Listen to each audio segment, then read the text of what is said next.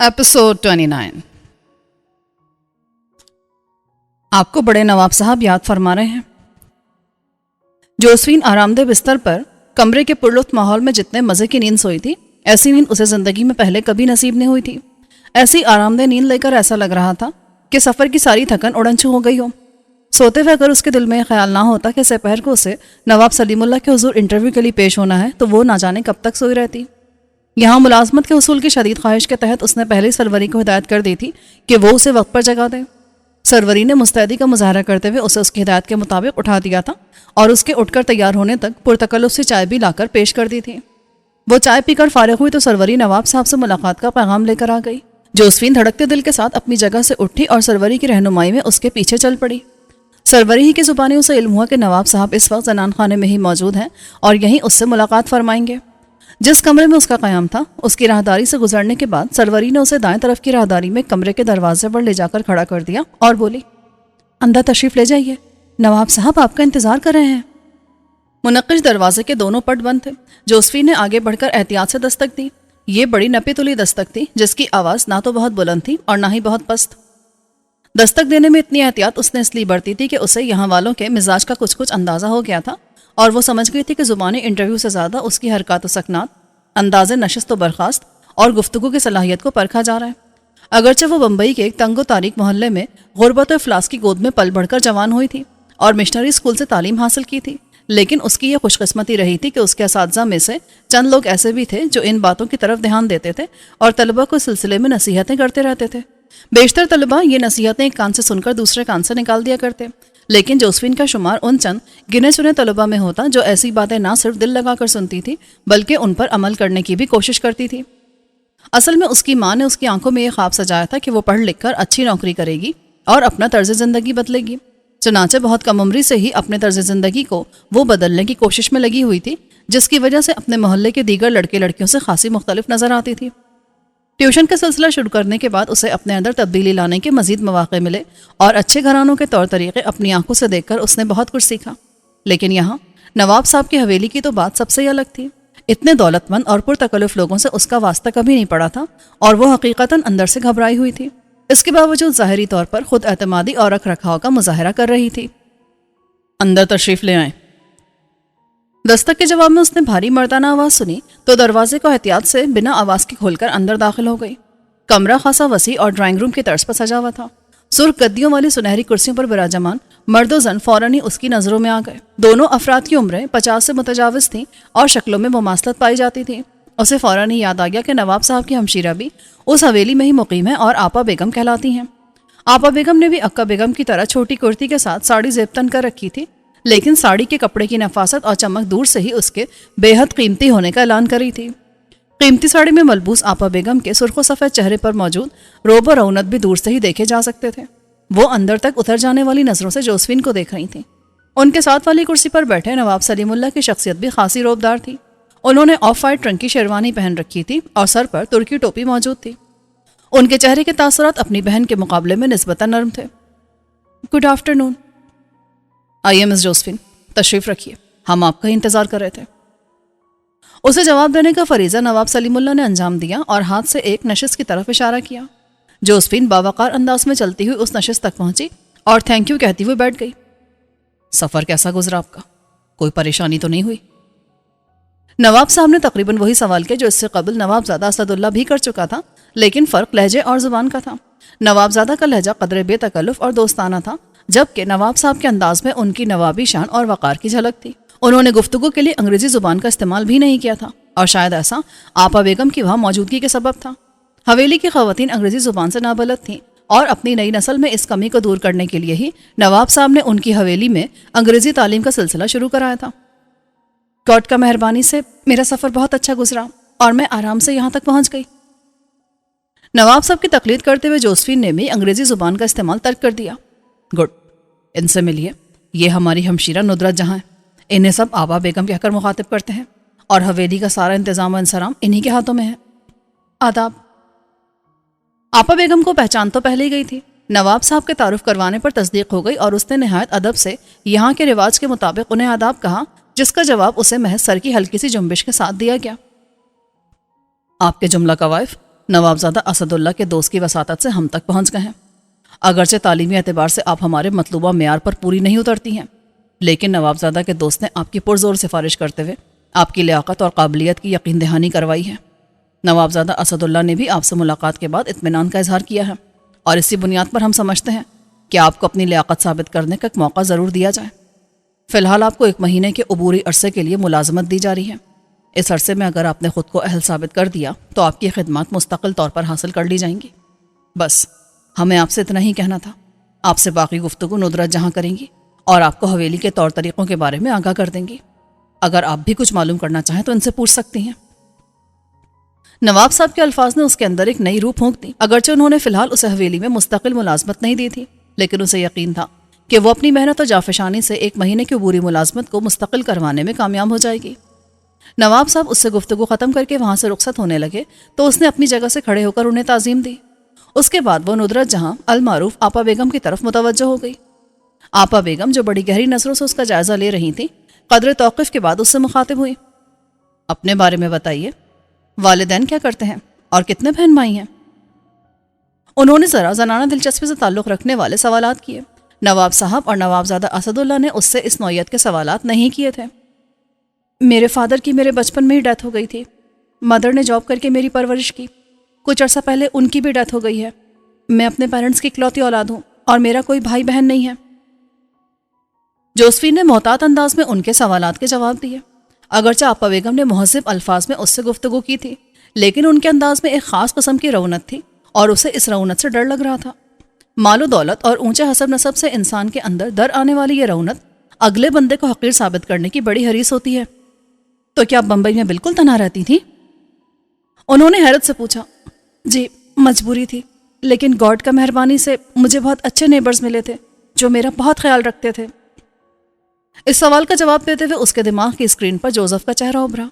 वो उसे रुखसत करते हुए कितना उदास था, लेकिन इत्तेफाक की बात थी कि यहाँ हैदराबाद में कदम रखने के बाद वो उसे पहली मर्तबा याद आया था, और वो भी आपा बेगम के सवाल की वजह से। यहाँ भी आपका वास्ता अच्छे लोगों से ही पड़ेगा, लेकिन हवेली के चंद उसूल व क़वायद हैं जिन पर आपको सख्ती से अमल करना होगा। यहाँ सोने जागने, खाने पीने, हर शय के औक़ात मुक़र्रर हैं, और हवेली में क़याम के अरसे में आपको इनकी बड़ी पाबंदी करनी होगी। इसी सूरत में आप यहाँ मुस्तकिल मुलाजमत हासिल करने में कामयाब हो पाएंगी। उन्होंने कदर सख्त लहजे में कहा। जी, मैं ख्याल रखूंगी कि मुझसे किसी रूल की खिलाफ वर्जी ना हो। इसके अलावा आपको अपने मलबूसात भी तब्दील करना होंगे। हम अपने बच्चों को नए ज़माने के तकाज़े पूरे करने के लिए अंग्रेज़ी ज़ुबान से ज़रूर आशना करना चाहते हैं, लेकिन ये हरगिज़ भी पसंद नहीं करते कि वो अंग्रेज़ी तहज़ीब के रंग में रंग दिए जाएं। हम अक्का बेगम से कह देंगे, वो दर्जन बुलवा कर आपके लिए नए मलबूसात तैयार करवा देंगी। उम्मीद है रात तक आपके लिए 2-3 जोड़े तैयार हो जाएंगे और कल सुबह नाश्ते के बाद आप बच्चों से मुलाकात कर सकेंगी। जोसफी ने लॉन्ग स्कर्ट पहन रखा था जिसके ब्लाउज की आस्तीनें भी फुल थीं। इसके बावजूद आपा बेगम ने उसके लिबास को नापसंदीदा निगाह से देखा था और शाही हुक्म सुना दिया था। जोसफीन ने उनके इस हुक्म पर भी सर झुका दिया। उसके पास अपने गिनती के चंद ही जोड़े थे और वो भी खास अच्छी हालत में नहीं थे, जबकि उसने देखा था कि यहाँ मुलाजमाएं भी बहुत उम्दा पोशाक पहनती हैं। ऐसे में अगर आपा बेगम उसके लिए नए लिबास तैयार करवा कर इनायत कर रही थी तो ये उसके हक में अच्छा ही था। वैसे भी बुजुर्ग कहते हैं कि जैसा देश वैसा भेस, तो अगर वो हवेली में रहकर हवेली वालों की तरह पहनावे इस्तेमाल करने लगती तो इसमें कोई हर्ज भी ना था। आपा बेगम की यहाँ जो हैसियत थी उसको जानने के बाद उनसे इख्तिलाफ की कोई गुंजाइश निकलती भी नहीं थी। बहुत बेहतर, जैसा आप पसंद करें वैसा ही होगा। ठीक है, आप जाकर आराम करें। हम आपके सिलसिले में अक्का बेगम को हिदायत दे देंगे। आप उनकी हिदायत पर अमल करेंगी तो हवेली में आपका क़याम आसान होगा। आपा बेगम ने एक बार फिर उस पर सूरत हाल वाज़े करके उसे वहाँ से जाने की इजाज़त दी तो जोसफीन यूँ बाहर निकली जैसे उस कमरे में ऑक्सीजन की कमी हो गई हो और उसे सांस लेने के लिए ताज़ा हवा की ज़रूरत महसूस हो रही हो। हकीकत थी भी कुछ ऐसी ही। आपा बेगम जैसी सख्त खातून की मौजूदगी में उसे अपना दम घुटता महसूस हो रहा था और उसने पहली मुलाकात में ही ये बात जान ली थी कि हवेली के क़याम में उसे जो सबसे बड़ी मुश्किल पेश आएगी उस मुश्किल का नाम आपा बेगम है, जो हवेली की मुतल्लिकुल अन्नान हाकिम बनी बैठी हैं। अड्डे पर एक कोहराम बरपा था। कम्मू की मौत की खबर ने उन सबको हिला के रख दिया था। वो मौत की आंखों में आंखें डालकर जीने वाले लोग थे जो अगर अपनी जेबों में चाकू रखते थे तो इस बात से भी बखूबी वाकिफ थे कि किसी मुखालिफ का चाकू उनकी जिंदगी का चिराग भी गुल कर सकता है। लेकिन मौत को जानना और उसका सदमा सहना मुख्तलिफ बातें होती हैं। कम्मू से खून का रिश्ता तो उनमें से किसी का भी नहीं था, लेकिन वो जिस तरह एक दूसरे से बंधे थे वो खूनी रिश्तों से कहीं बढ़कर ही कोई ताल्लुक था। برسوں سے ایک دوسرے کے ساتھ رہتے ہوئے انہوں نے آپس میں انگنت دکھ سکھ بانٹے تھے، اور اب جدائی کے لمحات میں وہ سب انہیں یاد آ رہا تھا۔ کمو کی ایک ایک ادا یاد آ کر انہیں رلاتی تھی۔ ان میں سب سے دگرگوں حال وجے کا تھا۔ کمو نے اسی کی باہوں میں دم توڑا تھا اور وہ اس کی جان بچانے کے لیے کچھ بھی نہیں کر سکا تھا۔ اسے رہ کر کمو سے ہونے والی آخری گفتگو یاد آتی تھی۔ کمو، جس نے اتنے برسوں میں کبھی کسی کو اپنے حالات سے آگاہ نہیں کیا تھا، جانے اس وقت کیسے اس کے سامنے اپنا دل کھول کر بیٹھ گیا تھا اور اپنا ایک ایک زخم اسے دکھایا تھا۔ وجے کو یوں لگ رہا تھا کہ کمو نے اپنا سارا دکھ اس کے اندر منتقل کر دیا ہو۔ اس دکھ کے بوجھ سے اس کا دم گھٹ رہا تھا اور وہ تڑپ رہا تھا کہ کمو کیسا نامراد اس دنیا سے چلا گیا، اور کچھ نہیں تو بیچارے کو ایک بار اپنوں کی شکل دیکھنا ہی نصیب ہو جاتی۔ 12-13 برس کی عمر میں گھر سے بھاگا، وہ کبھی اپنے کسی پیارے کی شکل دوبارہ نہیں دیکھ سکا تھا۔ کہتے ہیں مرے ہوئوں کو صبر آ جاتا ہے، لیکن جیتے جی بچھڑ جانے والوں پر صبر نہیں کیا جاتا۔ کمو بھی نہ جانے کیسے کیسے اپنے بچھڑوں کی صورت کو ترستا ہوگا، اور ترستا ہوا اس دنیا سے چلا گیا، لیکن جاتے جاتے بھی بہت بڑا کام کر گیا۔ اس نے سریا بانو پر اپنی جان نچھاور کر دی۔ اس نے کہا تھا کہ اسے لگ رہا ہے جیسے وہ اپنی بہن کی شادی میں شریک ہوا تو اس نے اپنے بھائی ہونے کا حق بھی ادا کر دیا۔ بہن کے لیے اپنی زندگی نثار کر کے وہ سرخرو ہو گیا تھا، لیکن وجے کو شرمندہ اور دکھی کر گیا تھا۔ اسے سخت صدمہ تھا کہ اس کے ہوتے ہوئے اس کے ساتھی کی جان چلی گئی اور قاتل اتنی آسانی سے فرار ہونے میں کامیاب ہو گئے۔ دم توڑتے کمو کو دیکھ کر اسے اتنا ہوش نہیں رہا تھا کہ فیکے اور اس کے ساتھیوں کی راہ روکتا۔ بعد میں جب پولیس آئی اور اس سے پوچھ گچھ کا سلسلہ شروع ہوا تو اسے قدرے ہوش آیا۔ اپنے دشمنوں کے خلاف پولیس میں رپورٹ لکھوانا اڈے کی روایت نہیں تھی۔ زیادہ تر وہ اپنے معاملات خود نمٹایا کرتے تھے، اس لیے وجے نے بھی عقل مندی سے کام لیتے ہوئے فیکے یا مجو کا نام نہیں لیا تھا اور صرف اتنا بیان دیا کہ وہ اپنے ساتھی کے ساتھ کلکتے جا رہا تھا۔ دیگر مسافروں کی طرح انہیں بھی علم تھا کہ ان کے ساتھ ایک بارات بھی دلہن رخصت کروا کر واپس لوٹ رہی ہے۔ بارات والے پردہ دار خواتین کی وجہ سے دوسروں سے الگ تھلگ سفر کر رہے تھے، اس لیے دوسرے بھی خیال رکھ رہے تھے کہ ان کی تنہائی میں مخل نہ ہو۔ اتفاق سے کچھ دیر قبل اس کے ساتھی کو ٹوائلٹ جانے کی ضرورت محسوس ہوئی اور وہ ان لوگوں کے قریب سے گزرا تو اسے احساس ہوا کہ وہاں کوئی گڑبڑ ہے۔ اس نے ذرا سی توجہ دی تو معلوم ہوا کہ کچھ گنڈے باراتیوں کو لوٹنے کی کوشش کر رہے ہیں اور ان سے زیور اور نقدی وغیرہ کا مطالبہ کر رہے ہیں۔ اس نے فوراً وجے کو بھی بلا لیا اور دونوں نے فیصلہ کیا کہ ان گنڈوں کو ان کے ارادوں میں کامیاب نہیں ہونے دیں گے۔ چنانچہ انہوں نے مداخلت کر دی۔ ان کی اس مداخلت نے لٹیروں کو ان کے مقصد میں تو ناکام کر دیا، لیکن جاتے جاتے وہ تیش میں کمو کو نشانہ بنا گئے۔ سریا بانو کے شوہر اور سسر نے بھی اس کے اس بیان کی تصدیق کر دی۔ وہ لوگ کمو اور وجے کو پہچان گئے تھے اور انہوں نے یہی بہتر سمجھا تھا کہ ربن کے ساتھیوں کی تائید کی جائے۔ یوں بھی اصل بات بیان کرنے سے سریا بانو کا نام سامنے آتا اور وہ اپنے گھر کی عورت کو تھانے اور کچہری کے چکر میں نہیں گھسیٹنا چاہتے تھے۔ شادی کے معاملہ طے کرتے ہوئے ربن نے دولہا کو سریا بانو کے جملہ حالات سے آگاہ کرنے کے ساتھ ساتھ مجو دادا والا قصہ بھی سنا دیا تھا، اس لیے وہ یہ شکایت نہیں کر سکتا تھا کہ اس کے ساتھ دھوکا ہوا ہے اور اسے جان بوجھ کر مصیبت میں ڈالا گیا ہے۔ گھر کی عورتوں نے بعد میں کچھ باتیں بنائی ہوں تو بنائی ہوں۔ سریا بانو کا شوہر اور سسر بہرحال مسلسل استقامت کا مظاہرہ کرتے رہے تھے اور ان کا رویہ حوصلہ افزا تھا کہ سریا بانو کو اپنی شادی شدہ زندگی میں کسی بڑی پریشانی کا سامنا نہیں کرنا پڑے گا۔ وجے نے اسٹیشن سے ہی ربن کے وکیل اشوک بچن کو ٹیلی فون کر کے حالات سے آگاہ کر دیا تھا۔ اشوک نے اسے اپنے پہنچنے تک مزید کو بیان دینے سے روک دیا اور فوری طور پر ربن کو صورتحال سے باخبر کر دیا۔ ربن اور وہ فوراً بذریعہ کار جائے حادثہ پر پہنچے۔ حادثہ سفر کی ابتدا میں ہی پیش آیا تھا اور وہ لوگ بمبئی سے بہت دور نہیں پہنچے تھے، اس لیے اشوک بچن اور ربن کو وہاں پہنچنے میں زیادہ دیر نہ لگی۔ پولیس نے باراتیوں اور وجے کو وہیں روک کر ٹرین کو آگے سفر کے لیے روانہ ہونے کی اجازت دے دی تھی اور کمو کی لاش اپنی تحویل میں لے لی تھی۔ وہ بارات کے ساتھ موجود خواتین کو بھی جانے کی اجازت دینے کے لیے تیار تھے اور چاہتے تھے کہ مرد حضرات قانونی کارروائی کے لیے وہاں رک جائیں۔ عام حالات میں شاید ایسا کر بھی لیا جاتا، لیکن سریا بانو کے شوہر اور سسر کو اندیشہ ہوا کہ کہیں آگے بھی کوئی مسئلہ پیش نہ آ جائے اور تنہا خواتین مصیبت میں گرفتار ہو جائیں، اس لیے انہوں نے خواتین کو بھی اپنے ساتھ وہیں روک لینا مناسب سمجھا اور انہیں سریا بانو کے دیور کی نگرانی میں اسٹیشن کے ویٹنگ روم میں ہی چھوڑ دیا۔ پولیس افسر نے انہیں یقین دہانی کروائی تھی کہ جلد از جلد کارروائی نمٹا کر انہیں روانگی کی اجازت دے دی جائے گی۔ چنانچہ وہ پولیس والوں کے ساتھ تھانے آ گئے تھے، جہاں ان کے بیانات لکھے گئے اور مفرور مجرموں کے حلیے بھی معلوم کیے گئے۔ تھانے آ کر بھی وہ لوگ اسی بیان پر جمے رہے جو ان کے سامنے وجے نے پولیس والوں کو دیا تھا۔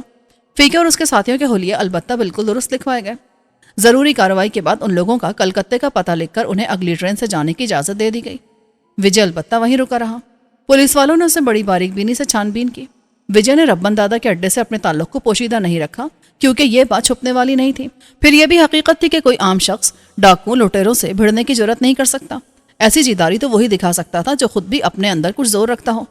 پولیس کو جائے واردات سے مفرور مجرموں کے علاوہ وجے اور کمو کے چاقو بھی مل گئے، اس لیے بھی انکار کا کوئی سوال پیدا نہیں ہوتا تھا۔ پولیس سے واسطہ اڈے کے لوگوں کے لیے کوئی انوکھی بات نہیں تھی، اس لیے وجے پولیس والوں کی تفتیش کو استقامت سے بھگتتا رہا۔ اس کو ربن اور وکیل کی آمد اور کمو کی لاش کی حوالگی تک وہاں بہر صورت رکنا تھا۔ ربن اور اشوک بچن تھانے پہنچے تو انہوں نے پہلے وجے سے تنہائی میں ملاقات کی خواہش کی۔ وجے ملزم کی حیثیت نہیں رکھتا تھا، پھر وکیل کی موجودگی کی بھی بڑی اہمیت تھی، اس لیے تھانے دار کو اجازت دینی پڑی۔ ربن اور اشوک نے وجے سے ساری تفصیل سنی اور پھر آگے کے معاملات انہوں نے خود سنبھال لیے۔ اشوک بچن خود نوجوان وکلا میں شمار ہوتا تھا، لیکن اس کے ساتھ ساتھ اس کے جانے مانے وکیل باپ کا حوالہ چلتا تھا، اس لیے لوگ اس سے عزت سے پیش آتے تھے۔ اس کی دخل اندازی ہی نے وجے کی جان چھڑانے اور کمو کی لاش کی وصولی میں خاصی سہولت پیدا کر دی۔ کمو کی موت کی اطلاع پہلے اڈے پر ہو چکی تھی اور اڈے والے جانتے تھے کہ دادا وکیل کے ساتھ معاملات نمٹانے گیا ہوا ہے۔ اس خبر کو سن کر ان سب کے ہوش اڑ گئے تھے اور وہ اپنے بچھڑ جانے والے ساتھی کے لیے نوحہ کرنا تھے، لیکن لاش پہنچنے پر تو مانو سارے ہی بن ٹوٹ گئے۔ ربن اڈے پر پہنچتے ہی سب سے الگ ہو گیا تھا۔ کمو کی موت کا صدمہ اسے بھی تھا۔ گولو اور فاروق کی اہمیت سب سے بڑھ کر صحیح، لیکن وہ اپنے اڈے کے ہر فرد کو بالکل ایسے عزیز رکھتا تھا جیسے وہ اس کے کنبے کا حصہ ہو، اور سچ بھی یہی تھا، وہ سارا اس کا کنبہ ہی تو تھا۔ خود وہ اپنا کنبہ تو ماضی کی دھول میں جانے کتنے برسوں پہلے ہی چھوڑا تھا۔ دادا کی گدی سنبھالنے تک اس نے جانے زندگی کے کتنے نشیب و فراز دیکھے تھے۔ موت بھی اس کے لیے کوئی انوکھی چیز نہیں تھی، لیکن تھا تو بہرحال وہ بھی آدمی ہی جو موت کو جاننے کے باوجود اس کے اذیتناک اثرات سے محفوظ نہیں رہ سکتا، لیکن یہ مجبوری تھی کہ وہ اپنے احساسات اور جذبات کو کسی سے بانٹ نہیں سکتا تھا۔ وہ اس کنبے کا سربراہ تھا جسے ہر حال میں ہمت و استقامت کا مظاہرہ کرنا تھا، چنانچہ اس کے لیے یہی بہتر تھا کہ وہ کچھ دیر کے لیے تخلیہ میں چلا جاتا۔ خود کو سمیٹ کر جب وہ دوبارہ نیچے اترا تو اس کا چہرہ پتھر بنا ہوا تھا۔ وہ سارے جو ابھی تک اپنے لٹ جانے کا ماتم کر رہے تھے اسے سامنے پا کر کچھ اور بھی شدت سے دھاڑے مارنے لگے۔ یہ کیا سالہ عورتوں کی طرح رونا دھونا لگا رکھا ہے؟ یہ ربن کا اڈا ہے، ادھر مرد بچہ مانگتا اپن، ایسے ہجڑوں کے مافق رونا دھونے والوں کا کام نہیں ہے اپنے پاس۔ رو دھو کر تم کموں کو زندہ کر سکتا ہے تو اپنے کو بولو، اپن بھی تمہارے ساتھ مل کر لوٹنے لگتا ہے زمین پر۔ ربن کی آواز میں ایسی گھن گرج تھی کہ سب کو سانپ سونگ گیا۔ وہ سب رونا بھول کر اپنی اپنی جگہ ساکت ہو گئے۔ تم سالہ سارا حرام کا جانا کیا سمجھتا ہے کہ صرف تم کوئی کموں کے جانے کا دکھ ہے، اور اپن سالہ سینے میں دل کی جگہ پتھر رکھتا ہے جو اپن کو دکھ نہیں ہوئیں گا؟ تم سارا سالہ حرام زادہ اپنے اولاد کے مافق ہے، اور باپ کو اپنے اولاد کا دکھ کیسے ہوتا ہے یہ باپ کو ہی معلوم ہوتا ہے، پر ادھر اپن رو پیٹ کر چپ بیٹھ جانے والا باپ نہیں ہے۔ اپن دادا ہے دادا، اور اپن اپنے بندوں کا خون ایسے ہی معاف کرنے والا نہیں ہے۔ اپن اکھا بمبئی کو بتا دے گا کہ ربن کے آدمی پر ہاتھ ڈالنے کا کیا انجام ہوتا ہے۔ ابھی تم سارا کمینہ لوگ رونا دھونا بند کرو اور کموں کے کفن دفن کا انتظام کرو، پر یاد رکھنا اس کا کفن میلا ہونے سے پہلے اس کے خون کا حساب لینا ہے، ورنہ اپن تم سب کو ادھر سے کلٹی کر دینے کا ہے۔ اس بار ربن کے لہجے میں نرمی اور گرمی دونوں کا عنصر برابر تھا۔ اس کے اس انداز نے واضح اثر کیا اور ساکت ہو جانے والے جسموں میں تحرک پیدا ہونے لگا۔ تم ایک دم صحیح بولتا ہے دادا، اپن کموں کا خون معاف کرنے کا نہیں ہے، ماں قسم پورا بدلہ لیں گے ان سالہ بدماش لوگوں سے۔ اب ان کو زیادہ دیر زمین کے اوپر سانس لینے کو نہیں مانگتا ہے۔ ربن کی تائید میں ایک آواز بلند ہوئی تو ایک ایک کر کے وہ سبھی کموں کے قاتلوں کو انجام تک پہنچانے کا عزم ظاہر کرنے لگے۔ ان کی اس کیفیت کو دیکھ کر ربن نے اطمینان کا سانس لیا۔ وہ اپنے آدمیوں میں جو آگ دیکھنا چاہتا تھا وہ دہک چکی تھی، اور اس آگ کو بجھانے کے لیے آنکھ سے بہنے والے نمکین پانی کی رسد بند ہو گئی تھی۔ آج کا پروگرام ہے، کہیں باہر جانا ہے یا گھر پر رہ کر آرام کرنے کا ارادہ ہے؟ ناشتے کی میز پر بملا نے چہکتی ہوئی آواز میں فاروق سے پوچھا۔ نہیں، آج کہیں جانے کا موڈ نہیں ہے، طبیعت تھوڑی سست ہو رہی ہے اور کچھ بھی کرنے کا دل نہیں چاہ رہا۔ فاروق نے بجھے ہوئے لہجے میں جواب دیا تو بملا نے نوٹ کیا کہ اس کا چہرہ قدرے ستا ہوا ہے اور آنکھوں میں بھی ہلکی سی سرخی ہے۔ کیا بات ہے؟ آپ کی طبیعت تو ٹھیک ہے نا؟ کہیں پھر تو سر میں درد نہیں ہو رہا؟ طبیعت تو ٹھیک ہی ہے، سر درد کا اٹیک بھی نہیں ہوا، لیکن جانے کی رات بھر بے چینی کی سی کیفیت رہی اور ٹھیک سے نیند نہیں آئی، اس لیے تھوڑی سستی ہے۔ سونے سے پہلے کیتھرائن نے چیک اپ کیا تھا آپ کا یا نہیں؟ میں نے دیکھا تھا رات وہ اور گولو بہت دیر تک لوڈو کھیلتے رہے تھے۔ بملا نے ذرا تیز لہجے میں دریافت کیا۔ لہجے کی یہ تیزی فاروق کے لیے نہیں بلکہ کیتھرائن کے لیے تھی۔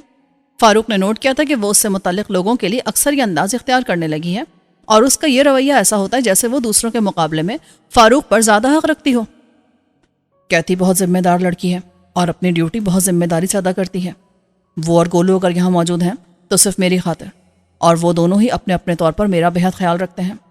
میں خود کو ان کے اس خلوص اور محبت کے لیے مقروض محسوس کرتا ہوں، اور میں کسی طور مناسب نہیں سمجھتا کہ ان کے ساتھ زرخرید غلاموں کا سلوک کروں اور ان کی چھوٹی چھوٹی تفریحات کو بھی تنقید کا نشانہ بناؤں۔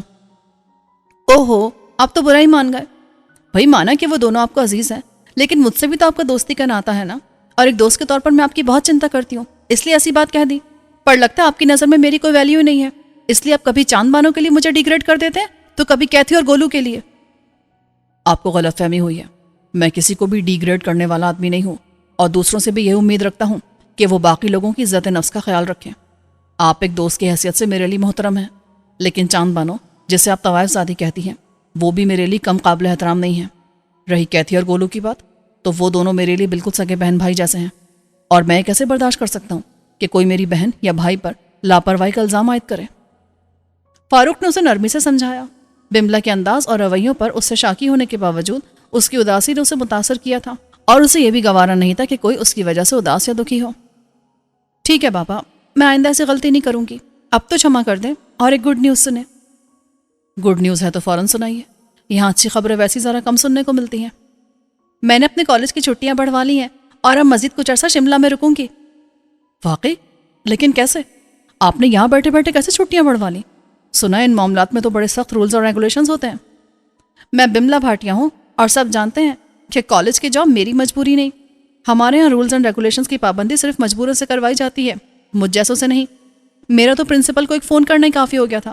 چھٹیاں بڑھانے کی بات کرنے سے پہلے میں نے انہیں صرف اتنا بتایا تھا کہ اس بار کالج کے اینول فنکشن میں ڈیڈی بھی شریک ہوں گے، اور میں انہیں ایونٹ پر کالج کے لیے ایک بڑی مالیت کا چیک ڈونیٹ کرنے پر راضی کر چکی ہوں۔ بس اس کے بعد پرنسپل کے پاس اس بات کی گنجائش کہاں رہتی تھی کہ وہ میری فرمائش کو رد کر سکیں۔ سب میں آرام سے کچھ اور دن بھی شملہ میں ٹھہر سکتی ہوں۔ بملا نے ہنستے ہوئے اسے تفصیل سے آگاہ کیا، جو فاروق کے لیے یقیناً زیادہ خوشکن نہیں تھی، لیکن وہ خاموش رہا۔ اگر وہ بملا کو جتا دیتا کہ اسے حیثیت اور دولت کے اس استعمال پر کوئی خوشی نہیں ہوئی ہے، تو وہ یقیناً ایک بار پھر اداس شکل بنا لیتی، اور بہرحال وہ ایسا نہیں چاہتا تھا، اس لیے روا روی سے بولا، یہ تو واقعی اچھی خبر ہے، آپ شملہ سے اتنی محبت کرتی ہیں، یہاں مزید وقت گزارنا یقیناً آپ کو بہت اچھا لگے گا۔ صرف مجھے؟ کیا آپ کو میرے یہاں رکنے سے خوشی نہیں ہوئی؟ کیوں نہیں، دوستوں کے ساتھ رہنا تو سب کو ہی اچھا لگتا ہے۔ فاروق تھوڑا سا گڑبڑایا، لیکن اس نے سنبھل کر بہت طریقے سے جواب دیا۔ بملا کے اپنے لیے بدلتے ہوئے احساسات و جذبات اسے سمجھ میں آنے لگے تھے، لیکن وہ طے نہیں کر پا رہا تھا کہ اس امیر زادی کے بڑھتے قدموں کو کس طرح روکے۔ وہ محبت کا احترام کرنے والا آدمی تھا، اور اس نے اس احترام میں چاند بانو جیسی بدنام پس منظر رکھنے والی لڑکی کو بھی اپنی زندگی میں کوئی نہ کوئی جگہ دے دی تھی، اور اسے یہ باور کرانے میں کامیاب رہا تھا کہ اگرچہ وہ اس کی محبت کو قبول کرنے کی پوزیشن میں نہیں ہے، لیکن اس کے جذبہ دل کا احترام کرتا ہے۔ چاند بانو نے بھی صورتحال کو قبول کر لیا تھا، اور ایک عاشق صادق کی طرح اس پر بھی قناعت کر کے خوش تھی۔ لیکن بملا کا معاملہ الگ تھا۔ فاروق کو ڈر تھا کہ جس دن بملا کو صاف جواب دینے کی نوبت آئی، وہ دن بڑا بھاری ہوگا، اور وہ جو بڑی شائستہ، ذہین اور مدبر نظر آتی ہے، بڑے شدید رد عمل کا مظاہرہ کرے گی۔ یہ رد عمل خود کو نقصان پہنچانے سے لے کر دوسروں کو تہس نہس کر دینے تک کسی بھی صورت میں سامنے آ سکتا تھا، اور فاروق اسی چیز سے ڈرتا تھا، کیونکہ نہ تو وہ بملا کا نقصان چاہتا تھا اور نہ ہی اپنا اور اپنے ساتھیوں کا۔ اڈے والوں کو بھاٹیا سیٹ کی شکل میں اچھا خاصا مضبوط سہارا مل گیا تھا، اور وہ خود کو پہلے سے بہتر پوزیشن میں محسوس کرنے لگے تھے، لیکن بملا کے معاملے میں بے احتیاطی سیٹ کا دماغ بھی گھما سکتی تھی۔ بملا سے لاکھ اختلافات سہی، لیکن بہرحال وہ اس کی اکلوتی اولاد تھی، جس کی خاطر وہ دوستی کو دشمنی میں بدل سکتا تھا۔ ایسا کرتے ہیں، باہر نیٹ لگا کر بیڈمنٹن کھیلتے ہیں، آج موسم اچھا ہے، کھیلنے میں مزہ بھی آئے گا، اور آپ کی طبیعت کی سستی بھی دور ہو جائے گی۔ بملا نے فوراً ہی پروگرام ترتیب دے دیا۔ اگرچہ اس قسم کی کسی سرگرمی میں حصہ لینے پر بھی فاروق کی طبیعت مائل نہیں ہو رہی تھی، لیکن پھر بھی وہ بملا کی خوشی کی خاطر راضی ہو گیا۔ کچھ یہ خیال بھی دل میں تھا کہ ہو سکتا ہے اس طرح اس کی طبیعت پر اچھا اثر پڑے۔ ناشتہ تو اس نے کچھ خاص نہیں کیا تھا اور فارغ ہی بیٹھا تھا، چنانچہ بملا سے تیار ہونے کا کہہ کر اندر اپنے کمرے کا رخ کیا۔ کمرے میں پہنچتے حسب معمول کیتھی دواؤں سمیت اس کے چیک اپ کے لیے آدم کی۔ پہلے اس نے بلڈ پریشر وغیرہ چیک کیا، پھر ڈاکٹر کی تجویز کردہ دوا اپنی نگرانی میں کھانے کے لیے دی۔ فاروق نے اسے بملا کے ساتھ طے ہونے والے پروگرام سے بھی آگاہ کر دیا۔ اوکے، لیکن اب زیادہ دیر نہیں کھیلیں گے، زیادہ مشقت آپ کے لیے نقصان دہ بھی ہو سکتی ہے۔ کیتھرین نے اسے فوراً منتبہ کیا۔ میں خیال رکھوں گا، ایسا کرو تم اور گولو بھی ہمارے ساتھ باہر آ جاؤ، مجھے سپورٹرز مل جائیں گے اور تم لوگ بھی انجوائے کر لو گے۔ فاروق نے کہا تو وہ انکار نہ کر سکی۔ اس کے اپنے کمرے سے جانے کے بعد فاروق کپڑے وغیرہ تبدیل کر کے تیار ہونے لگا۔ تیاری کے دوران بھی اس نے اپنی بے چینی اور بے دلی کو محسوس کیا، لیکن خود پر جبر کر کے تیار ہوا اور باہر آ گیا۔ ملازم کرشن اور ڈرائیور بملا کی ہدایت پر نیٹ وغیرہ لگا کر کھیل کا انتظام کر رہے تھے۔ بملا بھی لباس تبدیل کر کے آ چکی تھی اور اس وقت چست پتلون پر چست سی جرسی پہنے ہوئی تھی، جس میں اس کا جسم خاصا نمایاں ہو رہا تھا، لیکن اسے پرواہ نہیں تھی اور وہ بڑی بے نیازی سے ہاتھ میں موجود ریکٹ کو بے مقصد ہوا میں گھما رہی تھی۔ کیتھرائن اور گولو نے اس میچ کے دوران تماشائی کا کردار ادا کرنے کے لیے ایک بینچ سنبھال لی تھی۔ کچھ دیر کے بعد ساری تیاری مکمل ہو گئی اور انہوں نے کھیلنا شروع کیا۔ کھیل کی ابتدا میں ہی فاروق کو اندازہ ہو گیا کہ بملا بہت اچھی کھلاڑی ہے اور اسے اس کھیل کے اسرار و رموز سے پوری واقفیت ہے۔ اس کے مقابلے میں وہ بس معمولی شد بدھ ہی رکھتا تھا اور حقیقتاً کھیل سے واقفیت سے زیادہ اپنی جسمانی چستی و پھرتی کے سہارے اس کے مقابل جمع ہوا تھا۔ لیکن بہرحال بملا کا پلڑا ہی بھاری تھا اور پہلا راؤنڈ مکمل کر کے وہ ذرا دیر آرام کے لیے بیٹھے تو بملا کے پوائنٹس واضح طور پر اس سے بہت زیادہ تھے۔ آپ تو بہت اچھا کھیلتی ہیں۔ میں اپنے کالج میں اس کھیل کی بیسٹ پلیئر تھی۔ ڈیڈی کے ساتھ ڈیلی کلب جانے کی وجہ سے مجھے بہت اچھی پریکٹس ہو گئی تھی۔ اب تو بس کبھی کبھاری کھیلنے کو ملتا ہے، اس لیے آؤٹ آف پریکٹس ہوں۔ مجھ جیسے اناڑی کے لیے تو آپ کی آؤٹ آف پریکٹس فارم بھی بہت بھاری ہے۔ میں نے کہیں کبھی اپنے اسکول کے زمانے میں تھوڑا بہت یہ کھیل کھیلا تھا اور اب برسوں بعد ریکٹ ہاتھ میں لیا ہے۔ اس صورت میں تو آپ بہت زیادہ تعریف ڈیزرو کرتے ہیں۔ آپ نے مجھ سے بہت کم پوائنٹس بنائے ہیں، لیکن میں آپ کی پھرتی سے انسپائر ہوئی ہوں۔ آپ کی باڈی میں قدرتی طور پر بہت لچک ہے اور میں پورے وشواس کے ساتھ کہہ سکتی ہوں کہ اگر آپ نے چند دن بھی لگاتار پریکٹس کی نا تو آپ بہت اچھا کھیلنے لگیں گے۔ بملا نے بھی اس کی تعریف میں بخل سے کام نہیں لیا۔ تھوڑی دیر بعد ان کے درمیان پھر میچ شروع ہو گیا۔ اس بار فاروق نے محسوس کیا کہ وہ پہلے جیسی پھرتی اور چستی کا مظاہرہ نہیں کر پا رہا۔ حالانکہ پہلے کے مقابلے میں اس کا ہاتھ ذرا جم گیا تھا اور وہ زیادہ اچھے سٹروکس لگا رہا تھا، لیکن پھرتی کے بغیر سب بیکار تھا۔ ذرا سی دیر میں اس نے اپنا سانس پھولتا محسوس کیا اور سر میں بھی درد کی ہلکی ہلکی ٹیسیں اٹھنے لگی۔ یقینی طور پر رات کی بے آرامی کے بعد یہ مشقت اپنا اثر دکھا رہی تھی۔ اس نے کھیل روک دینا ہی مناسب سمجھا، کیونکہ تجربے نے اس کو سکھا دیا تھا کہ زیادہ بے احتیاطی اس کے لیے زیادہ تکلیف کا سبب بن جاتی ہے، اور وہ جلد از جلد صحتیاب ہونے کا خواہش مند تھا تاکہ ان سب کے درمیان پہنچ جائے جن سے دوری اسے شاخ گزرتی ہے۔ کیا ہوا؟ بملا نے اچانک کھیل روک دینے پر پوچھا۔ میرے سر میں درد ہو رہا ہے۔ گولو اور کیتھرائن بھی اس دوران اپنی جگہ سے اٹھ کر اس کے قریب آ گئے اور انہوں نے بھی اس کی بات سن لی تھی۔ کیتھرائن فوراً ایکٹیو ہو گئی۔ پلیز اندر چلیں، میں نے پہلے آپ کو سمجھایا تھا کہ زیادہ دیر تک نہیں کھیلنا ہے، اس نے فکر مندی سے کہا اور فاروق کا ہاتھ تھام کر اسے اندر کی طرف لے جانے لگی۔ دوسری طرف سے گولو نے بھی اس کا بازو تھام لیا اور وہ تینوں اندر کی طرف چل پڑے۔ پیچھے بملا ہاتھ میں ریکٹ لیے تنہا کھڑی رہ گئی۔ اس کا موڈ اچھا خاصا خراب ہو چکا تھا۔ اس نے جھنجھلاہٹ کے عالم میں ریکٹ زور سے زمین پر پٹکا اور خود بھی اندر کا رخ کیا۔ کیتھرائن تربیت یافتہ نرس تھی اور ڈاکٹر سے فاروق کے سلسلے میں مکمل ہدایات لے کر یہاں آئی تھی، اس لیے اسے اچھی طرح علم تھا کہ کس نوعیت کے اٹیک کے لیے کیسا ٹریٹمنٹ دینا ہے۔ اس نے اپنا کام شروع کر دیا۔ آدھے گھنٹے بعد ہی فاروق پرسکون نیند سو رہا تھا۔ اس کی پٹی سے لگا گولو دھیرے دھیرے اس کے بالوں میں انگلیاں پھیرتا ہوا اپنی استعداد کے مطابق اسے آرام پہنچانے کی کوشش کر رہا تھا۔ ساتھ ہی ساتھ زیر لب کسی دعا یا آیت وغیرہ کا ورد بھی جاری تھا۔ ابتدا میں ربا نے اسے قرآن پاک پڑھنے قریبی مدرسے میں بٹھایا تھا، لیکن اپنی کن ذہنی کے باعث وہ مکمل قرآن نہیں پڑھ سکا تھا اور مولانا کی مار پیٹ سے یاد کروائی گئی چند دعائیں اور صورتیں ہی اس کا کل اثاثہ تھیں، جنہیں وہ ایسے اوقات میں بڑے خوش و خضوع کے ساتھ استعمال کرتا تھا۔ سسٹر، ربن دادا کا ٹیلی فون ہے۔ کیتھرائن فاروق کی طرف سے مطمئن ہو جانے کے بعد اپنا سامان سمیٹ رہی تھی جب کرشن نے دروازے پر دستک دے کر اسے اطلاع دی۔ کیتھرائن نے فاروق پر ایک متذبذب نگاہ ڈالی۔ دادا آپ سے بات کرنا چاہتا ہے۔ کرشن نے اس کا تذبذب محسوس کر کے اسے بتایا تو وہ حیران ہوتی ہوئے فون سننے کے لیے اس کے پیچھے چل پڑی۔ فاروق کی عدم موجودگی میں کبھی کبھار اس کی ربن سے بات ہو جاتی تھی، لیکن بطور خاص وہ اس کو فون نہیں کرتا تھا۔ آج اس کا فون آیا بھی تو معمول سے ہٹ کر وقت تھا۔ وہ کچھ پریشان سی ٹیلی فون اسٹینڈ تک پہنچی اور ریسیور کانوں سے لگانے کے بعد ہیلو بولی۔ دوسری طرف ربا نے بنا تمہید سب سے پہلے اس سے فاروق کی طبیعت کے بارے میں پوچھا۔ کیتھرین کو آج اس کی طبیعت خرابی کے بارے میں اسے بتانا پڑا۔ یہ سن کر ربا نے کھنکارا بھرا، پھر اسے کموں کی حادثاتی موت کے بارے میں آگاہ کرتے ہوئے ہدایت کی کہ فی الحال فاروق یا گولو کو اس بارے میں کچھ نہ بتایا جائے۔ وہ سمجھتا تھا کہ ان سارے حقائق کو چھپانے پر اسے ہی فاروق کے سامنے جواب دہ ہونا پڑے گا، لیکن وہ اس کی صحت کی خاطر ہر طرح کی صورتحال سے نمٹنے کے لیے تیار تھا۔ اپن نے ادھر ڈاکٹر سے بھی بات کیا تھا، اس نے بولا ہے ادھر چندی گڑھ سے اپنے جاننے والے ڈاکٹر کو فاروق کے چیک اپ کے لیے شملہ بھجوائے گا۔ 1-2 دن میں وہ ڈاکٹر آنے کا ہے۔ اپن تیرے کو فون کر کے پکا ٹائم بول دیں گا۔ سنا ہے وہ بھی دماغ کا بڑا ڈاکٹر ہے، تو سب تفصیل اس کو بول دینا۔ ربن ہر طرح کے حالات میں ہر معاملے کو لے کر چلنے والا آدمی تھا۔ فاروق کو ایک نرس کے ساتھ شملہ میں چھوڑ دینا اسے خود تھوڑا سا کھٹکتا تھا، اس لیے یہ بندوبست کیا تھا کہ باقاعدہ ڈاکٹر سے بھی اس کا چیک اپ ہو جائے۔ یہ معاملہ کموں کی موت سے پہلے طے پا چکا تھا، چنانچہ اس نے اس وقت فون کیا تو کیتھرائن کو اس سلسلے میں بھی آگاہ کر دیا۔ کیتھرائن نے اسے اس کی ہر ہدایت پر حرف بحرف عمل کرنے کی یقین دہانی کرائی، تب جا کر اس نے سلسلہ منقطع کیا۔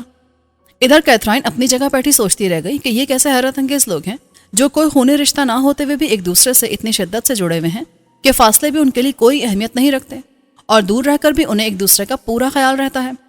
اس جیسی حالات کی چکی میں پسنے والی لڑکی نے بھی ان کے درمیان آ کر ہی انسانیت پر سے اٹھ جانے والا اپنا اعتماد بحال ہوتا محسوس کیا تھا، اور جان گئی تھی کہ ابھی انسانوں میں کچھ انسانیت باقی ہے۔ یہ اور بات کہ اسے اس انسانیت کا پتہ ان میں ملا تھا جنہیں دنیا عرف عام میں غنڈے بدماش کہہ کر پکارتی تھی۔ جولیٹ نے دفتر سے آ کر لباس تبدیل کیا اور بستر پر لیٹ گئی۔ جب تک جوزف زندہ تھا تب تک پھر بھی اس کے گھر میں کوئی نہ کوئی مصروفیت رہتی تھی۔ جوزف کے لیے کھانا پکانا اور پھر اس کو زبردستی کھلانا۔ آفس سے واپس آنے کے بعد اس کے دو سب سے اہم کام ہوتے تھے۔ اب یہ مصروفیت ختم ہو گئی تھی۔ اپنے کھانے پینے کا وہ کوئی ایسا خاص خیال نہیں رکھتی تھی۔ ضرورت محسوس ہوئی تو کبھی کچھ کھا لیا، ورنہ ایسی بھوکی سو جاتی تھی۔ وہ کچن جہاں جوزفین روزانہ طرح طرح کے ذائقے دار کھانے تیار کیا کرتی تھی ویران ہو گیا تھا۔ جوزفین تو اس لیے اتنی محنت سے پکاتی تھی کہ اپنی لاڈلی بیٹی اور محبوب شوہر کو اچھا کھلا پلا کر اسے خوشی حاصل ہوتی تھی، لیکن جولیٹ کس کے لیے تردد کرتی؟ گھر میں اب اس کے سوا رہ ہی کون گیا تھا؟ اور وہ بھی صرف جسم و جاں کا رشتہ جوڑنے کے لیے کھاتی تھی، ورنہ اپنے ساتھ بیتے تلخ حادثے نے اس کی زبان کا ذائقہ ہی چھین لیا تھا۔ کچھ بھی کھائے ایک سا ہی لگتا تھا۔ چنانچہ وہ پیٹ کی آگ بجھانے کے لیے زیادہ تر چائے، ڈبل روٹی، آملیٹ یا اسی طرح کی کوئی ایسی شے استعمال کر لیتی تھی جسے پکانے میں زیادہ وقت صرف نہ ہو۔ کبھی کبھار للیتا موسی بھی اس کے لیے کھانا لے کر آ جاتی تھی۔ گھر میں کوئی رہتا نہیں تھا تو صفائی ستھرائی کی بھی ضرورت کم ہی پڑتی تھی، اور وہ ایک دو دن کے وقفے سے یہ کام کر لیا کرتی تھی، وہ بھی صرف اس لیے کہ وہ اپنی ماں کے ہاتھ سے سجے گھر کو اسی حال میں رکھنا چاہتی تھی جس حال میں وہ اسے چھوڑ کر اس دنیا سے گئی تھی۔ آج اس کا نہ کھانے کا موڈ تھا اور نہ ہی صفائی کی ضرورت تھی، اس لیے وہ اداس سی آ کر بستر پر لیٹ گئی۔ کل سے آج تک اس کے گرد و پیش کے ماحول میں بڑی تیزی سے تبدیلی آئی تھی۔ کل یہی محلہ تھا جہاں خوشیوں کے شادیانے بج رہے تھے۔ اڈے کی طرف سے سریا بانو کی شادی کا بہترین انتظام کیا گیا تھا اور محلے والوں کو شرکت کی عام دعوت دی گئی تھی۔ محلے والے اس شادی میں شرکت کے لیے خوش ہو گئے تھے۔ غربا کے اس محلے میں ایسی شاندار شادیاں کہاں ہوتی تھیں۔ لوگوں نے خوب سیر ہو کر کھایا پیا تھا اور بعد میں بھی انگلیاں چاٹتے ہوئے ربن دادا کی کشادہ دلی اور سریا کی خوش نصیبی کے تذکرے کرتے رہے تھے۔ جولیٹ جیسی اپنے غموں کے بوجھ میں دبی لڑکی شاندار دعوت سے تو کیا خاک لطف اٹھاتی، لیکن ربن کی کشادہ دلی کا اس نے بھی اعتراف کیا تھا۔ سریا پانو کے گھر میں ہونے والی ربن سے مختصر ملاقات بھی اس کے دل پر اثر انداز ہوئی تھی۔ اس نے محسوس کیا تھا کہ ربن اسے صرف زبان سے بیٹی نہیں کہتا، بلکہ اس کے انداز میں خاص قسم کا خلوص ہوتا ہے، لیکن اس نے کبھی اس خلوص اور محبت کی گہرائی میں جا کر دیکھنے کی کوشش نہیں کی تھی۔ حقیقت میں وہ ذہنی طور پر اس لائق ہی نہیں رہ گئی تھی کہ اس قسم کے تجزیے کر سکتی، اس لیے اس نے ربن کے اصرار کے باوجود کبھی اسے کچھ نہیں بتایا۔ کل ہونے والی ملاقات میں بھی وہ نہیں کھلی تھی۔ ربن کے پاس بھی وقت کی قلت تھی، چنانچہ بات آئی گئی ہو گئی تھی۔ سریا بانو کی رخصتی کے بعد بھی وہ کچھ دیر محلے کی خواتین کے اصرار پر ان کے درمیان ٹھہری رہی تھی اور ان سے شادی کے متعلق تبصرے سنتی رہی تھی۔ ان تبصروں اور تجزیوں نے اسے بتایا تھا کہ آج پورا محلہ ہی بہت خوش ہے، لیکن اس خوشی کے رنگ اس وقت پھیکے پڑ گئے جب کمو کی موت کی اطلاع اڈے پر پہنچی۔ اڈے والوں کے غم نے لازمی طور پر اہل محلہ کو بھی متاثر کیا تھا۔ خود جولیٹ نے بھی اس واقعے پر افسوس محسوس کیا تھا۔ وہ جو ان لوگوں کو گنڈے موالی قرار دے کر منہ لگانے کے لائق بھی نہ سمجھتی تھی، کسی حد تک ان کے معاملے میں نرم ہو گئی تھی۔ کم از کم اس نے یہ بات تسلیم کر لی تھی کہ اگر وہ گنڈے ہیں تو اس کا مطلب یہ نہیں کہ ان میں کوئی مثبت خصوصیت نہیں پائی جاتی۔ وہ بھی دیگر انسانوں کی طرح اپنے اندر خیر و شر دونوں کا عنصر رکھتے تھے، اور محلے والوں کے لیے ان کے خیر کا عنصر نمایاں تھا۔ محلے کے ایک فرد کی حیثیت سے انہوں نے اس کا بھی بہت خیال کیا تھا، خصوصاً جوزف اور جوزفین کے آخری سفر کے وقت۔ چنانچہ اس نے بھی فطری طور پر اڈے والوں کے غم کو محسوس کیا۔ عورتوں کا تو اڈے پر کوئی کام نہیں تھا، لیکن محلے کے مرد باقاعدہ اظہار افسوس کے لیے گئے تھے اور کمو کے جنازے میں شرکت کی تھی۔ جولیٹ ان دونوں میں سے کوئی ایک بھی کام نہیں کر سکتی تھی، چنانچہ اس نے معمول کے مطابق آفس ہی چلے جانا مناسب سمجھا۔ چھٹی کر کے گھر پہ رہتی تو گھر کے در و دیوار کاٹنے کو دوڑتے۔ محلے کی عورتوں کے ساتھ دن بتانا بھی اس کے بس کی بات نہ تھی۔ وہ ان سب کا احترام کرتی تھی اور سامنا ہونے پر عزت سے پیش آتی تھی، لیکن پورا دن ان کی گفتگو سننا اس کے بس کی بات نہ تھی۔ اس سے بہتر یہی تھا کہ آفس چلی جاتی۔ آفس سے واپس آتے ہوئے بھی اس نے محسوس کیا کہ ابھی محلے پر اداسی کے بادل چھائے ہوئے ہیں۔ مرگ کی ویرانی اور وحشت بغیر کسی کے کچھ کہے اپنی موجودگی کا احساس دلاتی ہے، اور بحیثیت انسان جولیٹ اس سے متاثر ہوئے بغیر نہیں رہ سکتی تھی، اس لیے اب چپ چاپ اپنے بستر پر آنکھوں پہ ہاتھ رکھ کے ساکت لیٹی تھی۔ لیٹے لیٹے نہ جانے کتنا وقت گزر گیا۔ کچھ دیر بعد وہ بے چینی محسوس کرنے لگی اور اٹھ بیٹھی۔ ایسی وحشت کے عالم میں وہ عام طور پر چاقو زنی کی مشق کیا کرتی تھی، لیکن آج اس کی طرف بھی طبیعت مائل نہیں ہو رہی تھی۔ اس نے جی کو بہلانے کے لیے دماغ کو ادھر ادھر دوڑایا تو تان آ کر جوزفین کی ڈائری پر ٹوٹی۔ ذرا سی دیر میں اس کے ہاتھ میں وہ مخملی جلد والی ڈائری موجود تھی جس کے صفحوں پر جوزفین کی موتیوں جیسی لکھائی میں اس کا زندگی نامہ بکھرا ہوا تھا۔ وہ ماں کی ہدایت کے مطابق دل کی آنکھوں سے اس زندگی نامے کو پڑھنے لگی۔